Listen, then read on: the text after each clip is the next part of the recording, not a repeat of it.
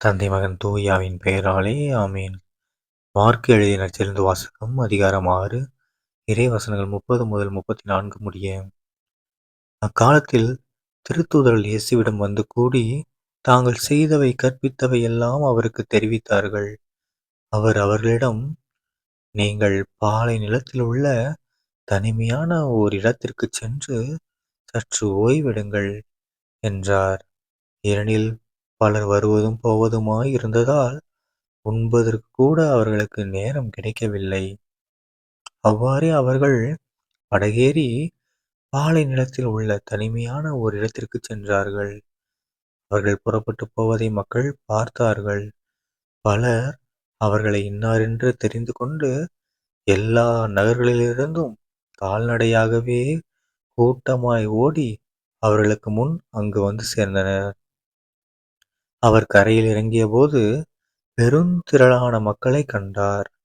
அவர்கள் ஆயிரில்லா ஆடுகளைப் போல் இருந்ததால் அவர்கள் மீது பரிவு கொண்டு அவர்களுக்கு பலவற்றைக் கற்பித்தார். ஆண்டவரின் அருள்வாக்கு. கிறிஸ்துவே உமக்கு புகழ். அன்பான சகோதர சகோதரிகளே, இன்று பொதுக்காலம் 4ஆம் வாரம் பிப்ரவரி 7ஆம் தேதி 2026ஆம் வருடம் சனிக்கிழமை. இன்றைய நற்செய்தியில நம்ம இயேசு கிறிஸ்து ஆண்டவர் என்ன சொல்றாரு? நம்ம சீடர்கள் எல்லாத்தையும் நீங்க கொஞ்ச நேரம் ரெஸ்ட் எடுங்க. நீங்க ரொம்ப களைச்சு போயிட்டீங்கன்னா, மக்கள் கூட்டம்னா வந்து வந்து உங்கள பார்த்துட்டே இருக்காங்க. உங்களுக்கு ரெஸ்ட்டே இல்ல. கொஞ்ச நேரம் ரெஸ்ட் எடுங்க அப்படின்னு சொல்லி பாலை நிலத்துல தனிமையான ஒரு இடத்துக்கு போங்கன்னு சொல்றாரு. ஆனா மக்கள பார்த்தீங்களா?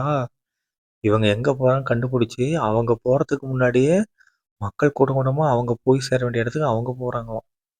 ஸோ எந்த அளவுக்கு மக்கள் வந்து ஆர்வமாக அந்த காலத்துல எந்த ஒரு வசதியுமே இல்லாத அந்த காலத்துல மக்கள் அந்த அளவுக்கு கடவுளை பற்றி தெரிஞ்சுக்கணும், அண்டு நோய் நொடிகள்லாம் போகணும், நலமடையணும், உடல் நலமடையணும்ன்ட்டு எவ்வளோ மக்கள் அவங்கள தொடர்ந்து தேடி இருக்காங்க பாருங்க. ஆனா இந்த காலத்துல நமக்கு எல்லா வசதியும் இருந்தும் நமக்கு நம்மளோட கஷ்டங்களை வந்து கடவுளால் தீர்க்க முடியும். அப்படிப்பட்ட இடங்கள் கோவில் இருக்கு, சர்ச் இருக்கு, நம்ம வேறு ஆலயங்கள் திருத்தலங்கள்லாம் இருக்கு, எல்லாம் தியான இல்லங்கள் இருக்கு. அவ்வளோ விஷயம் அதுங்களுக்கெல்லாம் அந்த இடத்துக்கு போக வேண்டிய வசதிகள்லாம் எவ்வளவோ இருந்தோம். ஆனால் நம்ம என்ன பண்ணுறது கிடையாது, போகிறதில்ல.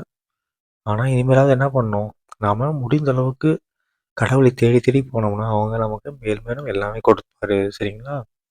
தந்தை மகன் தூயாவின் பெயராலே ஆமீன். இயேசுவுக்கு புகழ். இயேசுவுக்கு நன்றி. மரியே வாழ்க. இயேசுவின் ரத்தம் ஜெயம். அல்லேலூயா. Praise the Lord.